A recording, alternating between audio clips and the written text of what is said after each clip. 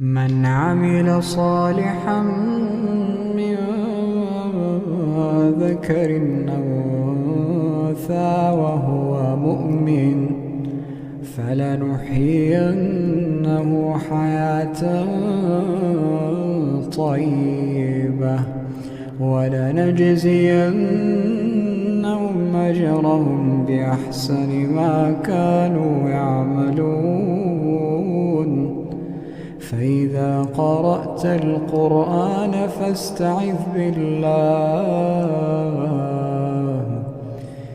فاستعذ بالله من الشيطان الرجيم.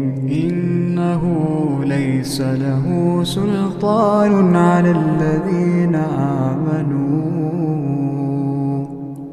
وعلى ربهم يتوكلون.